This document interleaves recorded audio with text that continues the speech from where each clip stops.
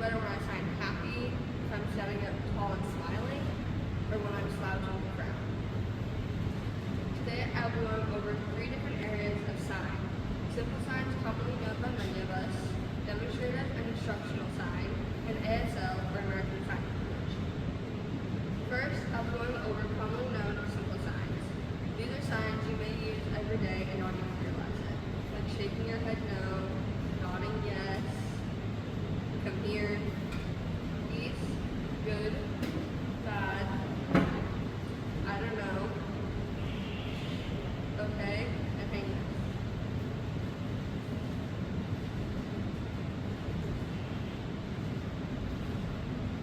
Next, I'll go over demonstrative and instructional signs. These are signs that are also used in the everyday world. The first one is military hand signals. These are hand signals used in the military. I'm pretty sure most of us have watched a movie or a show when there is a military leader in front of a large group of soldiers, and if they put their fists up in the air, all the soldiers behind them will stop walking, and then they may direct them to the right or to the left. The reference to the military hand signals is a field guide to military hand signals. The next one is hand signals for road safety.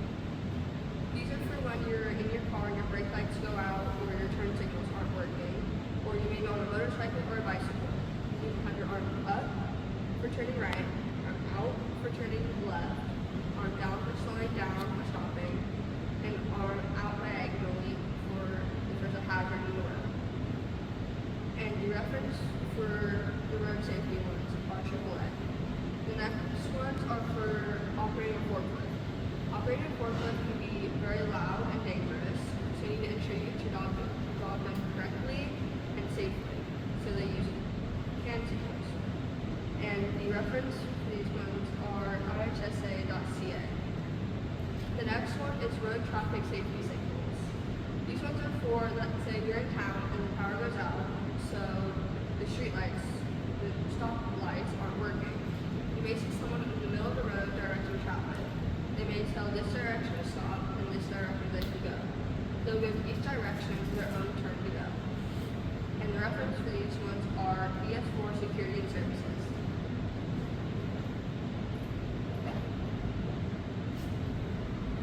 Next, I'd like to go over ASL or American Sign Language. This is a language used in North America by deaf or hard of hearing people. Other countries have their own version of ASL, much like how we speak English, other countries speak their own language. This is a complete language with its own grammar and syntax expressed through facial expressions, hand movements, and body language instead of sound. This is the ASL alphabet. This is what I use at the beginning to spell my name, Bailey. B-A-I-L-E-Y. This can be used for many things. Let's say someone is signing to you and you don't know the sign. You can have them spell it out so you can understand. So if they sign cookie to you, you may not know what that means. So you can use the alphabet and they can spell it out. C-O-O-K-I-E.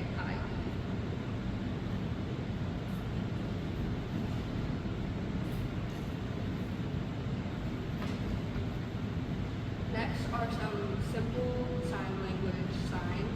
Ironically, some of these are the ones that my parents taught me when I was younger. My brother could talk, so I was able to communicate to them. No, yes, more, well done, friend, like, help, hello, want, water, why, hungry, eat, who, where, and when. Now, some fun ones that I've learned over the years, like blue dinosaur, snail, unicorn, and horse. My references for the signs throughout the entire presentation are my parents and HandTalk. HandTalk is an app I have on my phone that was able to look up any signs I wasn't familiar with and learn them. And the reference for these pictures is thedayourShoes.com. In conclusion, I've gone over simple signs probably known to many of us, demonstrative instructional sign, and ASL or American Sign Language. I got a spark for sign language when I was much younger, so my parents would talk to me. I hope I've sparked your interest a little bit in sign language. I hope you have a good day. Thank you for the opportunity to give my presentation today. Now, are there any questions?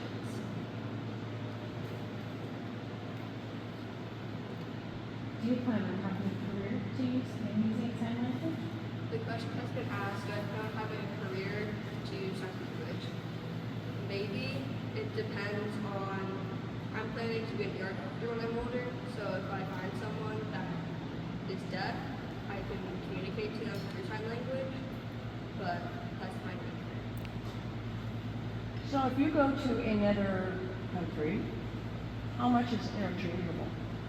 The question has been asked, if you go to another country, how much is interchangeable?